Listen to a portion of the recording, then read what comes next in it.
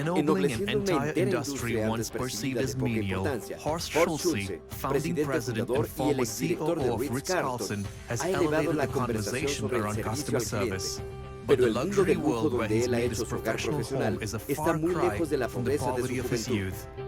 As a boy, he can recall foraging in the forest for food to feed his family. At 14 years old, he left home to begin work as a busboy at an extravagant hotel, a guaranteed meal for him at that time.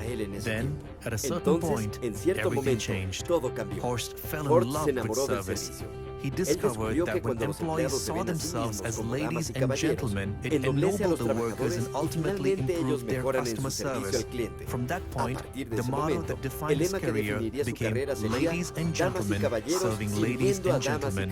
Today, Horst is CEO of Capella Hotel Group. He's again reinventing the luxury brand into an ultra-luxury experience, one of careful attention to every desire of the guests they serve. Let's welcome Horst Schulze a la plataforma de la cumbre. Wow, there are a lot of people here. There are a lot of people here. I invited you. You showed up. Thank you very much, all my friends. That's great. By the way, they told me back that as a total, there are about 240,000 people watching this.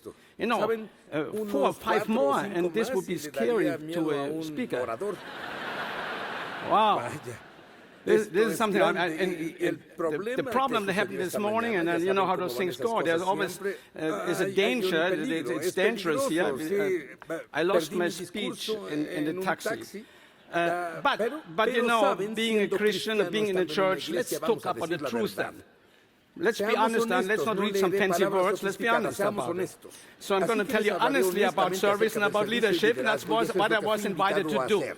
And let me start this, and it's not about me, it is about the thinking and the philosophy and so on of service. It mentioned the motto that we created for Ritz-Carlton, ladies and gentlemen, serving ladies and gentlemen.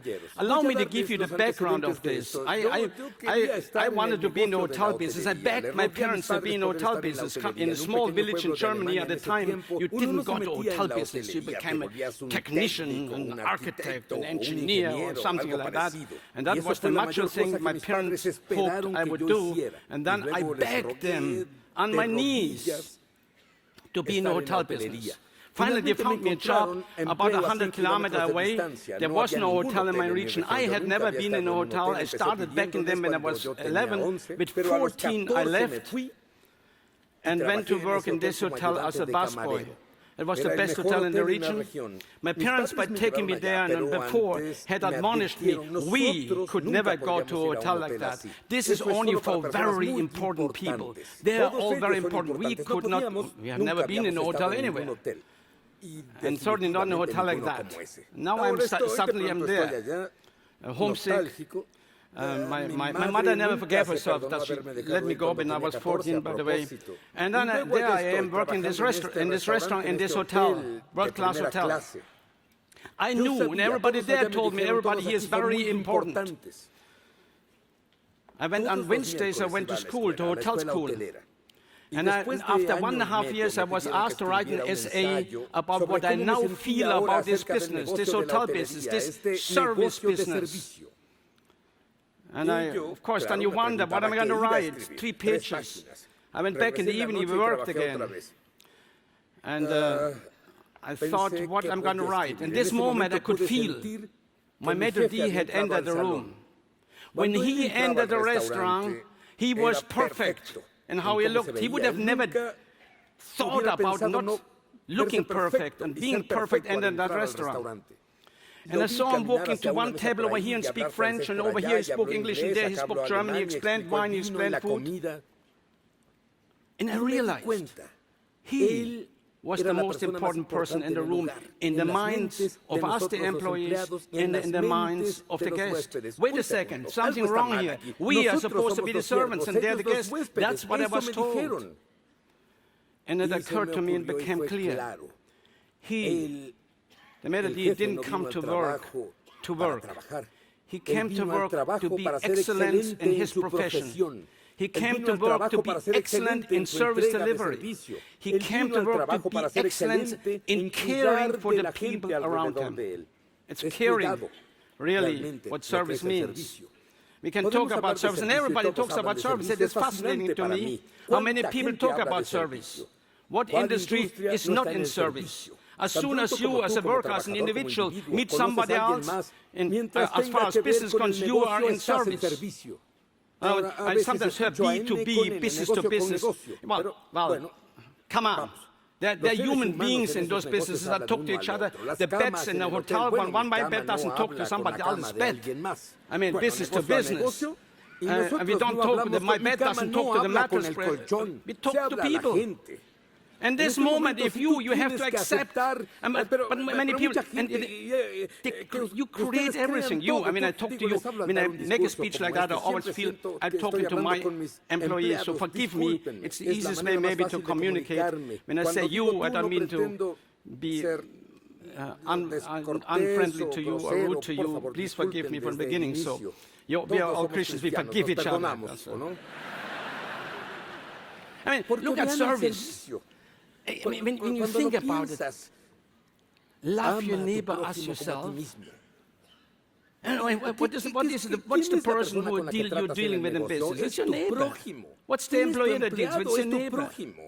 Love him as yourself. What a beautiful thing when you think about it. But anyway, in business, what's great? Let's go to business. Let's look at the business relative to service. Let's look at what it really means. What is a great business? You have a great business, an operating business. If number one, there are four things you're really doing. If you really break it down, there are four things you're doing. And now, understand, number one and number 2, 3, and 4, what you're doing cannot approach on number one. Number one is, if you're a great business, what you do. Number one, what you think. Number one, what you believe is to keep the customer. Keep them, create loyal customers. By the way, there are 3 types of customers. They're dissatisfied customers. They're terrorists against your company. They look forward to talk negative about you and your company and the people in your company. They're dissatisfied customers. Then they're satisfied customers. Satisfied customers they're satisfied. They're neutral. But if the competitor offers a little better deal or give a teddy bear when to them a stuffed teddy bear when they deal with them, that's what they work with. That's what they work with. They're not your customers. And then they're your customers, loyal customers. And that is, of course, a great organization fights for these loyal customers. Number 2, what you're doing, fight new customers. Number 3, what they are doing in a business, get as much money from the customer as you can. But wait a minute, without losing them, that's the deal. With other words, value. And number 4, what you do, you work on your efficiencies. You make sure you can deliver the best of what can be delivered in product and services by spending less than your competitor does. Those are the 4 things you're doing. I concentrate today. I could talk for 3 hours about efficiency, and I do with my people, believe me. But let's talk about the most important thing, keeping that customer. What does it mean, customer loyalty? What does it really mean? We talk about service, customer loyalty, and when you ask people to define it, you get nothing most of the time. Not with you, of course. I know that you all know it because you're all my friends. And so, forgive me, I talk about the guys that didn't come here. So, customer loyalty, that's it. So, what is customer loyalty? Customer loyalty is simply this. Your customer, your guest, your patient, your client, whatever you call them. I call them customers today, or once in a while I would slip and call them guests because I'm a hotel business. But they're all guests in a way. It means they trust you. You have developed trust in this person. That's how they become loyal. It's trust. And how do you develop that trust? By giving the customer what the customer wants. By giving your guests, by giving your patients, giving you what they want. By giving your church member also what they want. And I can tell you in a moment what they want too, besides the word. Of course we go into the church because of the word. But in other words, it's in any institution. You, the consumer, want the same thing. You all want the same thing. You want three things.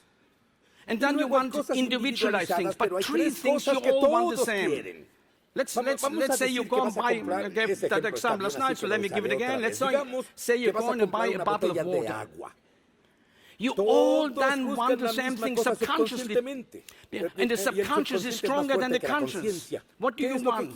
You want the product to be defect-free. You don't want it to leak, that bottle of water. That's your subconscious expectation. Number two, you want timeliness. And timeliness. I'm telling you, you better be aware of timeliness. I know for a fact that when we opened the first minute, I know by now, you have seen it, I started Ritz-Carlton Hotel Company operationally. When we opened our first hotel,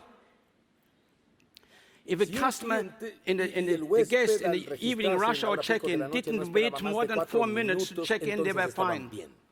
Today it's 20 seconds. That's a fact. By the way, I talk nothing but facts. So consequently, if you don't agree with me, you're wrong.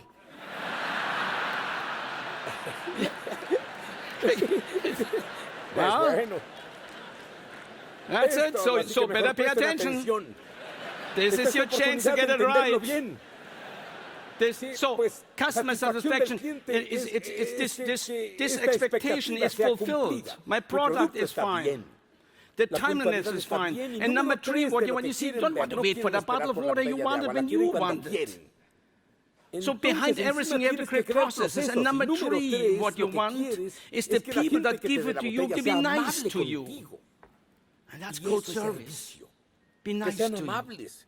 And here's the thing. Listen, don't say it's different in your business, because it isn't. We started that.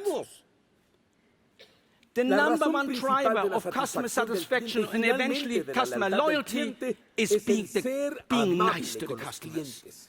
Now, this is amazing. This is absolutely amazing. In every industry, this is true. If you buy a car, what do you expect? That it's defect-free, that you get it in time, and that people are nice to you. You drive out, brakes down, 100 yards down, and you say, 100 yards, when it breaks down, you go back and say, what happened? If they're nice to you, will forgive them. If they're nice to you and they care for you and they pay attention to you, you will forgive it. I will give you an example anywhere. What is that service? That is service. But service also starts somewhere and ends somewhere. We have to define it. If I'm talking about service, I have to define what happens here. Service starts the instant you make contact. Mind you, it's that instant. In the first 10 seconds are essentially important, ladies and gentlemen. The first 10 seconds of service delivery, of contact with the guest, be it on telephone or be it in person, is essential.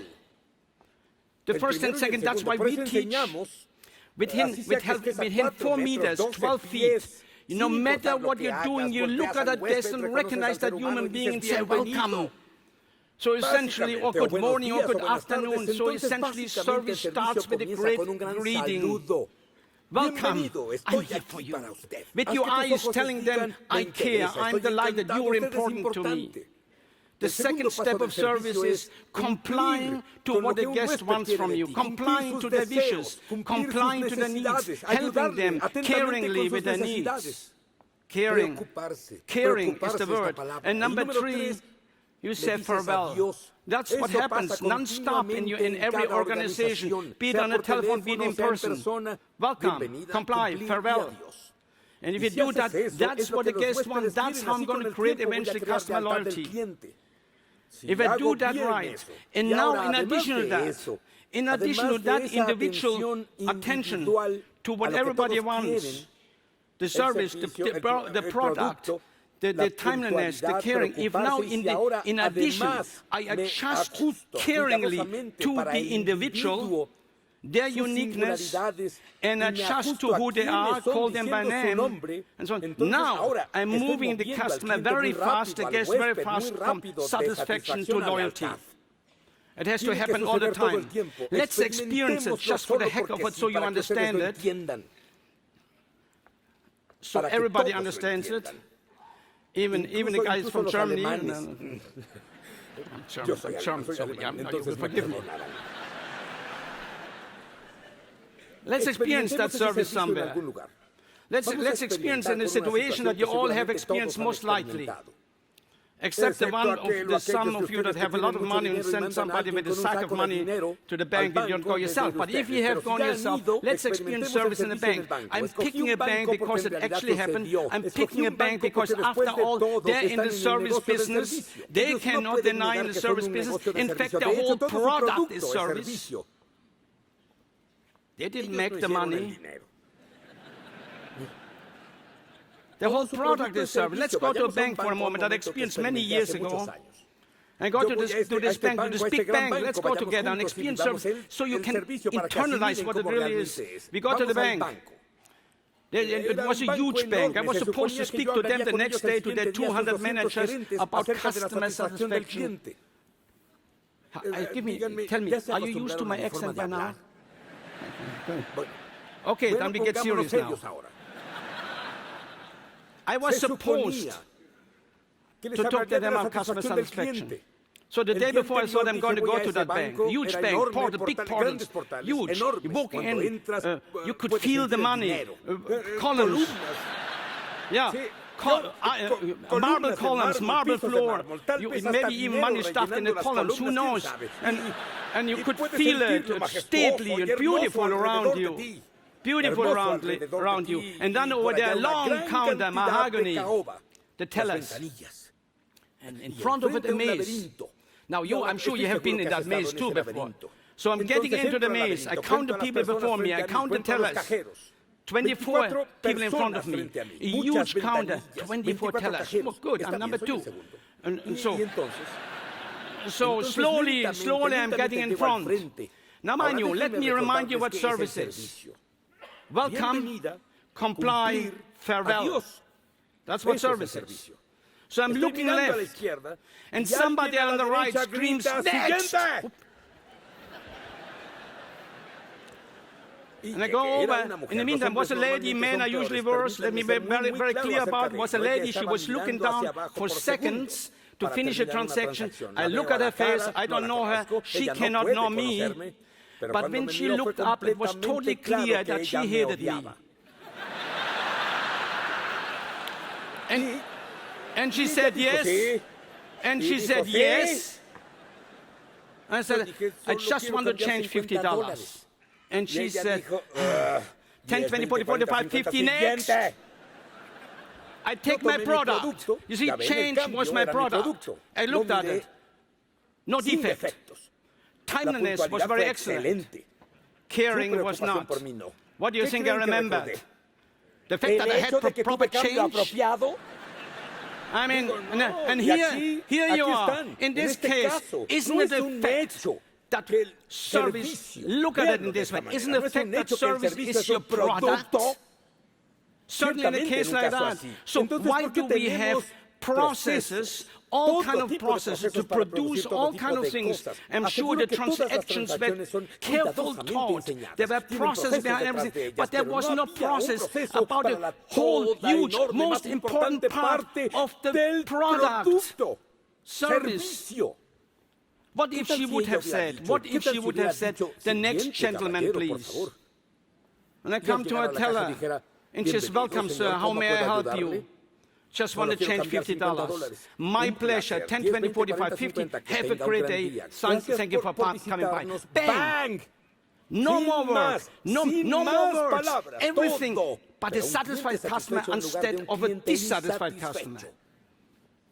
Not a loyal customer, but a satisfied. But if this would continue ongoing, I would become a loyal customer because I would start trusting them. But what if she would have said, the next gentleman, please?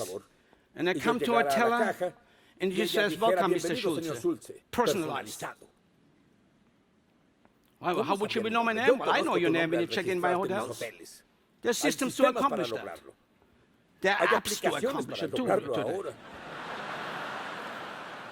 So what if she would have said that? And I would say, I just want to change $50.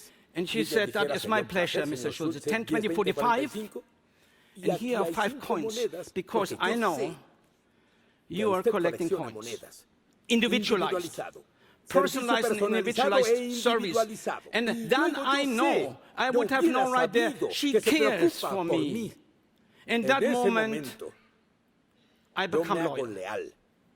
And that's the product. That's the product we are supposed to produce in service. That type of caring. The type of caring we recognize everybody. I go to my church sometimes, and I walk by employees. I don't know what you call them in the church. Please forgive me if I mean anybody here. I'm sure they're associate pastors. And I walk by, they don't even say good morning to me. Now what the heck, are we in service? Are we not in service in churches? And that is true, of course, in any business. It happens all the time. And then we call them our employees. And then what we say then? When I talk to somebody about in businesses, well, you don't know, the labor force here is very difficult. Well, wait a second. What do? You're the leaders. You're supposed to lead them to excellence. That's leadership. Go to work like this man did. That's what he did for me. He was coming to work to be excellent. In fact, he didn't come to work. He came to work to create excellence in his profession. Why do we go to work? It is part of our life. Why don't we go to those places to create excellence in what we're doing? Creation. We're not painters. If you are, forgive me. But create. Creation in any business you can create, and certainly excellence should be part of our creation. And leading people to that excellence, serving your employees by leading them to excellence, serving them by leading them to excellence, serving them by demanding excellence, creating processes so excellence happens with people. And I was thought, well, you don't understand about labor force. Wait a second. Forgive me. In the church, I'm going to say something that's a little bit colorful, maybe. Forgive me. The employee cannot help that he is not well or she. Maybe they were raised wrong by their parents. They can't help it. But you were the dummy that hired them. What is with your process? Why do we forfeit as leaders what's happening? We are responsible. That's our role, to create excellence. And certainly, I hope we understand by now, we have to create excellence and caring. So we don't hire people in our organization. We select people. We have developed a profile by each subcategory, and caring is part of the profile. We select. Carefully select. When we hire a dishwasher, we usually interview about 10 people before we have one. We select. It's the first thing we do. That's the first process we do in order to have caring people. That look at somebody and show with their eyes that they care and respond to people in caring. Number two, what we do is orient. Oh, wait a minute, in our business, how do we, and maybe in yours, look in your eyes, look in the mirror. Is it done in yours? How do we hire?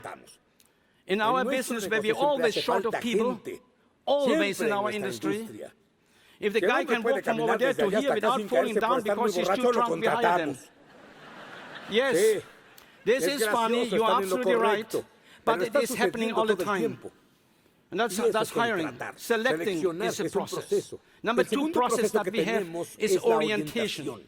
We orient people. When we hire someone, we orient people in a new hotel. Every new hotel in Ritz-Carlton, from first hotel to hotel 55, in Shanghai or in Hawaii or in Philadelphia or wherever, I did the orientation. And I stand in front of the people that I orient, the new employees, and I tell them, welcome. Yeah, I'm the first one they see. And they know there comes the CEO, the president, the big shot. There he comes, there he is. Oh, wow. And I say, welcome. Welcome, my name is Horst Schulze. I am the CEO and president of this company. I'm very important. And then they look at you shocked. And I say, let's analyze that. But so are you. No human being, not the greatest leader, not the greatest big shot. Nobody can claim superiority over another human being. Period. And if they're dishwashers, they're important human beings. We select them as important human beings. We have to show that as service leaders, as leaders, we have to show that right there. And I'm telling you, you are important as a human being. And as far as the shop is concerned, when we open this hotel in 2 weeks, and after it's running and you don't come to work, we have a disaster. Your job is important. If you don't wash the dishes, it's a disaster. If you don't make the beds, it's a disaster. If you don't check people in, it's a disaster. If I don't come to work, nobody will know. So, then we orient them. And then we orient them to who we are. We orient them to our heart. We orient to our future. We orient to where we want to be. We orient why. And then we tell them how they benefit. How they benefit. Anybody today, they all talk about the millenniums, how the millenniums are self-oriented. Well, that's great to know that. So just tell them how they benefit and they're self-oriented and it works. That's all. I mean, let's not make excuses. We are leaders. We have forfeited the right to make excuses. And the moment when you accept to be a manager, you have forfeited the right to make an excuse. You're there to accomplish, you're there to lead toward the right direction. But question yourself, where do you lead your people to? Is the direction that you're taking, is the destination good for all concerned? Is it good for the business? Is it good for the customers? Is it good for the employees? Is it good for society? If you can say no in one case, for heaven's sake, don't do it. And of course, if you want to really measure it, would he approve? And if it's not, don't do it. So lead them in your orientation. The orientation, we tell them with pain. I tell them who we are. I invite them to participate.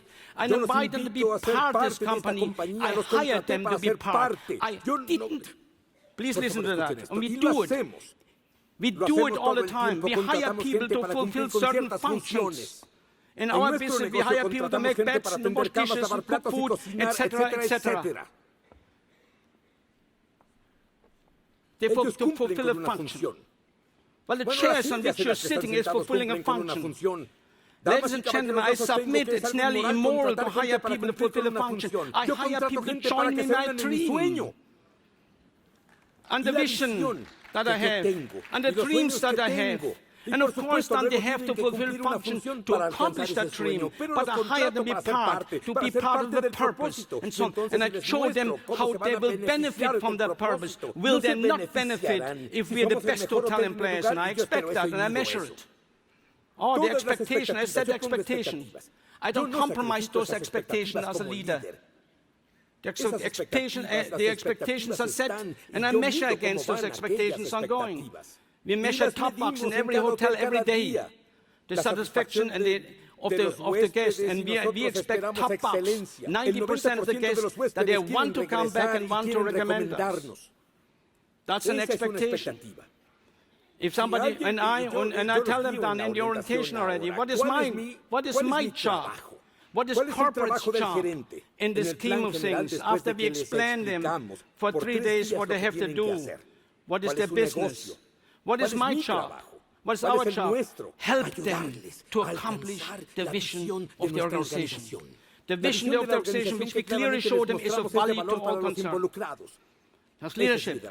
And of course, we make it very clear from day one that the key product that we deliver, that we produce, you have to look at it as a product that is being produced. The key product that we produce is service to human beings. Respecting human beings. That's the key product that we produce. You have to understand, it has to be good for all concerned. How many people know that I created this thing in Ritz-Carlton, which was called the Credo? we created a canon in our new company. I want to share it with you to make get understanding a few words here. That's what I share with them the first 3 days with every employee.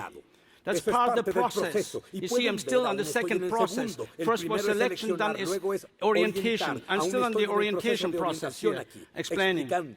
And I share them all the 24 points. And then I know if those 24 points happen, we will have a great hotel. And on these 24 points is our law, our canon. And the canon states that the Capella Hotel Group is in business to create value and unparalleled results for our owners, for our investors. We are in business to create results and value for our owners. Obviously. That's why you run a business. And but then we say how? By creating products and services to fulfill individual customers' expectations. We teach the expectations. We know the expectations from every study. I gave you some of them, the 3 key ones. No defect, timeliness, and caring. By fulfilling them, and then we deliver reliable, meaning defect-free, genuinely caring, and timely service superior to the competition. And I make it very clear. I expect superior. And we measure it. I expect from the channel manager superior. I will ask if I hire channel managers, will you be willing to deliver this? If not, don't accept the job. But if you will enjoy it, to be superior, to be excellent, join me and let's do it together. And I am here to help you. But if you don't deliver it, I have to make your life miserable. Unless you ask me to help you beforehand. So, we deliver reliable, genuine, caring, timely service superior to our competition. What? How? With respected and empowered employees who work in an environment of belonging and purpose. That's why the first day you tell them belonging and purpose to your employees. And next what we do, of course, we teach them the process. Of course, we teach them the function. And next, 24 points. We repeat 1 point every day. Every day we repeat 1 point. You see, if it is important, we have to repeat it. We can't just let it. Somebody asked me, why would we queue all the time? They know it already. And I said, hey, wait a minute, is there somebody in this room who doesn't know what Coca-Cola is? You all know it, then why do they advertise? Because otherwise it fades away, we know it. So how can we expect from our employees that the first day, as leaders, the first day we tell them and then they remember? That's silly. We remind them every day. Yesterday, I know yesterday was basic number 11. If you get a complaint, you own it. And if you're the busboy and the waiter and the guest comes down from the hotel room and says, my TV didn't work last night, you, the busboy, owns the TV. You own the problem. You say, I'm sorry, please forgive me. And the busboy is empowered up to $2,000 to move heaven and earth to keep this guest and say, please forgive me. I buy you breakfast this morning because your TV doesn't work. And I make sure when you go back, your TV is fixed. Empowered, respected. Oh, wait a minute.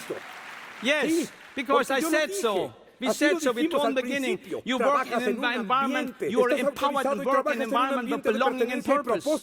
The purpose is clearly explained. In every location, we want to be the best, and here's how you benefit. All the purposes are clearly explained. So, it's selection, orientation, teaching, and sustaining. With respect and integrity working, and then finally we say we're an organization who works with respect and integrity, and we honor the society in which we are working. So I'm addressing the owners, the business, I'm addressing the customer, I'm addressing the employee, and I'm addressing society. That's how we have to work as leaders. Look at it all, question ourselves, what we're doing, is it good for all concerned? And who is all concerned? All our neighbors. Our employees, our neighbors. It's not enough, ladies and gentlemen, to give them a new name and feel good about it that we call them associates. Oh, isn't that great? Now we have an associate. And the associate has no idea what's happening. What happened to the associate when he starts working? What happened in the orientations in your businesses, in most businesses? They come to work and they get the team speech. We're a team here. Team speech. The team. Okay, we're a team. So what? What is a team? And then we say, hey, Will, follow Joe over here. He knows the ropes. You're not even in the rope business, but you tell him that they know. But what is this? No, we orient them who we are. We orient them to our heart, to our soul, to how they benefit with what our dream is, what our direction is. Join me and have a purpose. Be part and have a purpose. And see how you can benefit if you go along with this. And enjoy it. Come to work, not to work. Come to work to be part of a purpose. Come to work to create excellence. Come to work to be somebody special, to be recognized because if you like it or not, you're partially defined by the work that you're doing and by the reputation of the company that you're connected to. And so it's in your hand, in each individual hand, to create excellence in that company. You see, ladies and gentlemen, if you work that, if you respect that customer and want to give them and care for them, caring, teaching, caring. Service is caring from the heart. If we teach that, if we respect our employees and not just make them fulfill function, but make them part of the company, it's the moral thing to do, ladies and gentlemen. It's not just the right thing to do for our companies, for our investors, for the customers. It is the moral things, ladies and gentlemen. And don't we, particularly when we are in a building like that, want to do the moral thing? And it's good. And it is what creates success on the end. And the differentiator I want to remind you is service, caring service, love your neighbor as yourself. Good luck, everybody. Thank you very much.